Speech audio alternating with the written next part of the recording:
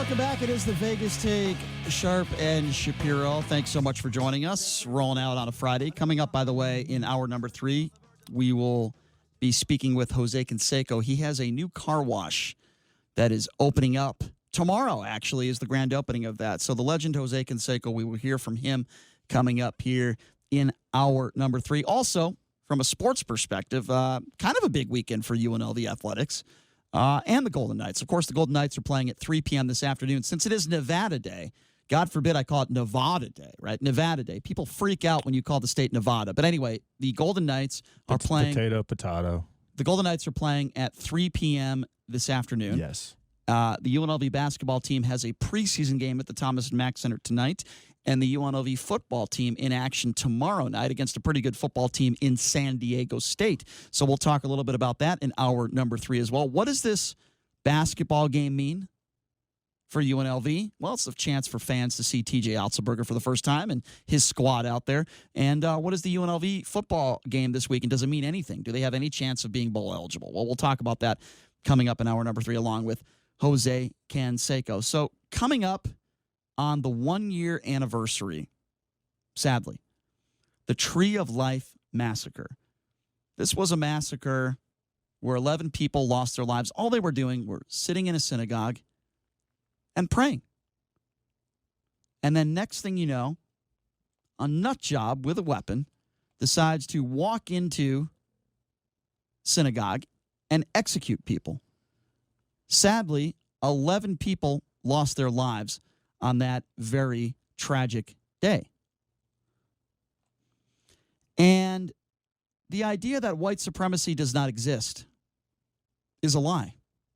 Tucker Carlson goes on Fox News several days after the El Paso Walmart shooting and says the idea of white supremacy is not true. That white supremacy basically doesn't exist. Well, tell that to the 11 family members who lost loved ones in that synagogue in Pittsburgh close to a year ago. And my opinion is anybody, I don't care who you are, you could be a nationally syndicated radio host, you could be on Fox News, or you could do a radio show, you could just be an everyday person that has an everyday job walking down the street. If you think that white supremacy and the idea of white supremacy is not an issue, then you are ignorant. Because it is. Because white supremacy is out there. Because in some of them, not all of them, but in some of these mass shootings, it is at the hands of a white supremacist. Now, again, I can't even imagine what some of these family members are going through. I can't even imagine what it's like whether you're sitting in a church or a synagogue. I don't care what your religion is. You're sitting in there praying. And all of a sudden, some nut job walks in there with a gun, and you're hiding for your life. And sadly, this is, in this day and age in society, this is what we're facing. You could be in a movie theater. You could be in a classroom. You could be an 8 or 9-year-old in a classroom. You could be praying in a synagogue. You could be praying in a church. You could be at a music festival. You could just be having a good time with your girlfriend, your wife, your husband, your friends. And then all of a sudden, in a split second, your life changes forever. Yes, this is the day and age that we are living in, sadly. And I'm not trying to scare people. I'm just being honest with all of you. White supremacy is out there. Now, are white supremacists the only people that are committing these mass shootings? Absolutely not. But in this case in Pittsburgh, where a 46-year-old white supremacist decided to walk into a synagogue and execute a bunch of people, 11 people dead, that's exactly what it was. He held the belief that Jews were committing a genocide to his people. What type of ignorant psychopath do you need to be to believe that sort of hatred? It just makes absolutely and positively no sense. Makes no sense. And we had a white supremacist in Las Vegas, and sadly they're out there even in your backyard in Las Vegas. They're out there.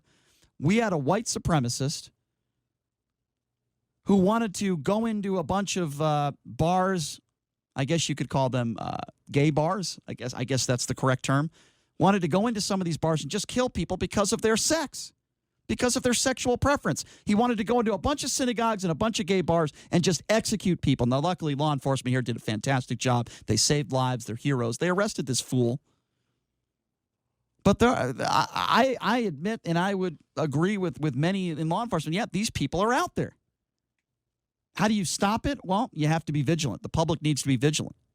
If you see something or hear something strange, you have to be able to report it to law enforcement. You absolutely have to be able to report it.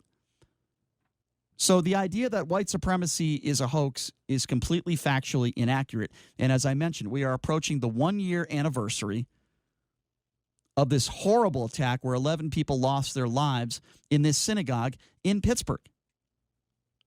And I don't know what the answer is. I think there are several factors here that we need to discuss. And coming up here in just a few minutes, we'll be speaking with Adam Hertzman, who is part of the Jewish Federation of Greater Pittsburgh, to talk a little bit more about this. But again, the idea that white supremacy is a hoax is a joke, if anyone believes that. Well, clearly it's an issue. I think what Tucker Carlson was trying to do was he was trying to say it's not a top 2 or 3 issue in the United States. That's not what he said, I JD. know. I know. Obviously, it's not a hoax. Obviously, it is an issue, just like any extremist group is an issue in the United States. When white supremacists are an extremist group, and there's extremist groups on both sides of the political spectrum. But that's not what he said, though. But Tucker Carlson made a big mistake by making that statement because you really think that's a mistake? Obviously, it's very real. But I think what he was trying to do, and I'm not defending him, but I think what he was trying to do is say it's not as big of an issue in the country as the media is making it as making it seem like. Here's my problem with that. I hear this all the time when Trump says something stupid, and the defense is, "Well, here's what he was trying to say." Obviously, Tucker Carlson is an idiot. Hey, Brian, let me finish. Okay, well, I'm listening to you. No, you're not actually. You're interrupting me. You're getting all worked up because you think Tucker Carlson's, and I'm not disagreeing. You are defending him. I think Tucker Carlson is also an idiot. But he made a mistake that a nationally syndicated show host should not make. Clearly, when there's hundreds of deaths attributed to something like white supremacy, which there have been in the last year and a half, clearly it's an issue of sorts. But I think what Tucker Carlson was trying to say is that it isn't the biggest issue in the United States. Okay, here's where I disagree. But it's obviously not a hoax. Here's where because people have died due to white supremacy. So it's clearly very real. Here's where I disagree with you, okay? I made a mistake an hour ago. I said that it is a felony when you cross the border illegally. And then I immediately went on the air and said, you know what, I misspoke. It's not a felony. It's a misdemeanor. That was a mistake. That was an honest mistake. Now, when you go on the air, whether it's a local radio show or a national platform, and you in your heart believe, for whatever idiotic reason, that white supremacy is a hoax, and you say it 3 days after 22 people lose their lives in a Walmart in Texas, El Paso, at the hands, make no mistake about it, of a white supremacist, that's not a mistake. A mistake is when you lock your keys in your car. We've all made that mistake. I'm giving Tucker Carlson the benefit of the doubt. Why? Because clearly people have died due to white supremacy in the last 6 to 8 months. So how's that a mistake? So obviously, you know that. Obviously it isn't a hoax, and he's aware of that too. I just think he misspoke, and what he meant and what he was trying to say is that it isn't the biggest issue in the United States. If he misspoke, then why didn't he go on the air? Hold on a second. Let me finish now. You actually interrupted me again. Why do you think that he doesn't realize that people have died due to white supremacy? My question to you is, considering how many deaths have taken place, how many shootings have happened? We got to get to our guest, but let me just say this: if he misspoke, why didn't he clarify? He didn't do that, JD. He doubled down. That's not misspeaking. That's not a mistake. That is a buffoon who happens to be on Fox News. We're going to take this call right now because I think it's very, very important to talk to this guy. His name is Adam Hertzman. He is from the Jewish Federation of Greater Pittsburgh. He had to live through this Tree of Life massacre, and he joins us right now on the line because we are approaching the 1-year anniversary to that. Adam, thank you so much for joining us. We appreciate it, sir. How are you? How are you, Adam? I'm doing just fine. Thank you very much for having me. Sure. Absolutely. Adam, I know this is a tough day, and I know this stuff never goes away, but if you can give us a little bit of background, where were you when you heard that this massacre had taken place a year ago in your Pittsburgh synagogue, in your community? Where were you, and what went through your mind when you first heard this took place? I was actually on my way home, and my family and I were members of Tree of Life Oral Simcha some years ago. The first thing that went through my mind is shock, really. What is going on, and why is this happening? So, Adam, now we are approaching close to 1 year from this horrible tragedy, and we've been talking about white supremacy. And I don't want to give the shooter's name out, but we do know that he was and is a white supremacist, right? So my question to you is this, Adam. 11 people lost their lives in your community in that synagogue. Lives changed forever, of course. What goes through your mind when you hear somebody, for example, a Tucker Carlson on Fox News, that says the idea of white supremacy is a hoax? What is your response to that? One of the things that we knew, long before this attack on 3 synagogues here is that there's active white supremacy in Western Pennsylvania, and that the rise in anti-Semitism has been a serious problem for the Jewish community here and Jewish communities around the country. We had a Jewish community security director in place actually starting January 1, 2017, and that's in reaction to an acknowledgement that the level of threat against Jewish institutions has been rising. And white supremacy is a part of that, but it's really an environment with lots of different kinds of threats. And there are elements like social media that are probably making it worse. And I was just going to ask you that next question, Adam. What do you attribute it to? So you mentioned social media. What else would you attribute to? We know that there's going to be people out there, sadly, that are racist, that are anti-Semitic. We know that these people exist. But what do you attribute to the fact that hate crimes are on the rise, not just in the Jewish community, but with minorities as well, and people of different sexual preferences? What do you attribute that to, Adam? I think it's a little hard to point to one cause. I will say that the history of anti-Semitism in this country is such that when there is economic or social disruption, an underlying level of anti-Semitism sometimes comes to the fore again. And that probably seems to be the case now, too.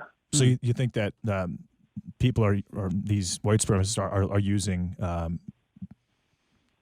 Semites as a scapegoat, if you will. Do you believe that Donald Trump's rhetoric can be attributed to this at all? Look, I think that politics aside, there are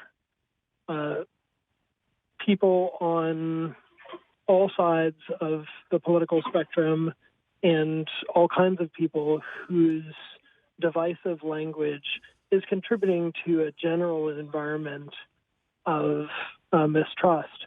But I don't know that you can necessarily point to that as the reason for an uptick in anti-Semitism. Mm-hmm. To be straightforward, the Jewish community in Pittsburgh really, despite our efforts on community security, was, and I believe in my heart of hearts, is still today one of the safest Jewish communities in the country. Mm-hmm. And in general, in the United States, there has over a long period of time been an evolution towards more safety for the Jewish community. Mm-hmm. So, this is by way of saying, I'm sure the environment probably doesn't help, but to some extent, there are elements that are really on the fringes of society that I think this is attributable to. Someone doesn't radicalize because of the divisive environment, and certainly someone doesn't pick up a gun and go into a synagogue or a church or a mosque and kill people just because of language. There's lots of other things going on. I don't want to downplay the divisiveness, but I think there's a lot more going on. No, I tend to agree with you on that. If you're just joining us, we're speaking with Adam Hertzman from the Jewish Federation of Greater Pittsburgh, coming up upon the 1-year anniversary of the Tree of Life massacre in that synagogue where tragically 11 people lost their lives. So this might be a tough question, Adam, for you to answer. And I never really considered myself an extremely religious person. With that being said, I do believe in God. So how do you explain to people out there that you have people that are people of the Jewish faith, or any faith for that matter, that are praying, that are good people, good family people, mothers, fathers, children, grandparents, that are just sitting in a synagogue praying to God, and are religious people that are good people that lose their life, and then people like me sometimes say, well, gosh, I mean, how do you defend it from a standpoint of God? You know, I mean, why do bad things happen to good people? It's the billion-dollar question, particularly, especially good, solid religious people, and all they're doing is praying in a place of worship. I mean, how do you explain that from a religious perspective? You're asking a question that goes all the way back to the Bible. If you think about the story of Job, Job asked the same question. I'll put it in a different context that is Jewishly inspired. There's a story in the Talmud, which is commentary on the Torah, the Jewish sacred text. There's a rabbi and his disciple are going from town to town. This is, the early days of Judaism. And they come to a particular house, and it's a very wealthy house, but they get stuck in the barn and they get scraps. And at the end, the rabbi gives his purse of gold to the wealthy person. They come around the next week and they come to a poor person's house, and the man and wife have almost nothing and their children are almost starving, but they give them the best food and they sleep in the couple's bed, and the couple sleeps in the barn, and they really treat them wonderfully. And in the morning, the cow is dead. So they're walking on for a while, and the student is getting more and more riled up. And at some point, he wheels on the rabbi and says, "How is this just? How is this right?" And the rabbi turns to his student sternly and says, "Who are you to know the ways of God? For when we slept at the house of the wealthy man, God came to me in a dream. God's angel came to me in a dream and said that there was a giant pot of gold hidden under the wall, and the money that I gave him to repair the wall would prevent him from getting it. And then when we slept at the house of the couple, the angel of God came to me and told me that the angel of death was to visit, but that the angel of death would take the life of the cow instead of the life of the mother, seeing how wonderfully that they had treated us." Yeah. So this is a very long way of saying that's very deep. It's hard to know the will of God. Right. No, and I understand that. I just feel so horrible, as do you, Adam, I'm sure, for those who lost their lives that day. But let me ask you this question. The families of those who lost loved ones, I know you are very close to many of them, probably all of them, right, in that synagogue. How are the victims doing, those that made it through it, and the families of those who lost loved ones? How are they holding up? I think the answer is mixed. Healing is not a linear process. There are some people who are doing well and healing, and there are some people who are doing not so well. And I also, for certain, see people in the community who were doing fine and then find one day that they're not. I actually think for your listeners, it's important for people to know, even people who weren't necessarily connected to this. You could be living in Las Vegas, right, and be part of the Jewish community or not, and really be severely affected by this, especially given some of the things like the shooting that happened in Las Vegas, and really not understand why. And I hope those people know that's okay. It's totally normal, and they shouldn't be stigmatized by it, but rather get the help that they need, because, healing is not linear. You can go along feeling fine and feeling like you weren't at all connected to this, and then suddenly one day wake up and feel completely paralyzed by anxiety or fear or depression. So, that's the same thing that's going on here, but I imagine it's going on probably across the country. Since this massacre took place, has security been upped at that particular synagogue? And is the synagogue now, do they have armory inside the actual facility? The Tree of Life Orla Simcha congregation owns the Tree of Life building, and they haven't been back inside the building yet. The building's not open. Security has certainly been increased in the Jewish community here. But as I said at the beginning of your program, we were already working on security prior to the October 27th attack. For certain, a lot of the synagogues who had gone through a security assessment in the weeks following the attack called and said, "Hey, that thing that you said we might want to do someday, we want to do now." At the same time, those measures while important, don't account for the fact that the Jewish community here really is still pretty safe. It's really a matter of making sure that we're doing the right things to make sure that people feel safe in a space of worship. And that's super important because, again, whether you're in a church or a mosque or a synagogue, feeling safe in that sacred space is important. All right, before I let you go, Adam, and by the way, we really do appreciate your time. We got about a minute left to go here. How do people get involved that can help your community? Maybe there is a GoFundMe page to help the families, the victims. How can people get involved to help all those that are suffering through this horrible tragedy? I think one of the greatest ways to help out is in your own community.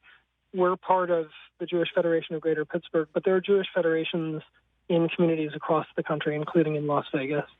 But another way to be involved that doesn't involve financials, if people are interested in participating and spending a moment to remember the 11 lives lost, they can go to pausewithpittsburgh.com and sign up and get a text message at 5 p.m. Eastern Time when the Jewish community is gathering here with the Greater Pittsburgh community to commemorate. They'll get a text message at that time with a link to a video remembering the victims and with images of support from around the world. Adam, thank you so much for your time. I really do appreciate it, and thank you for sharing your story. We appreciate your time, my man. Thank you so much. You bet. All right, there you go. Thanks a lot, Adam. Adam Hertzman from the Jewish Federation of Greater Pittsburgh. Take a quick break. Be back right after this. You are listening to The Vegas Take.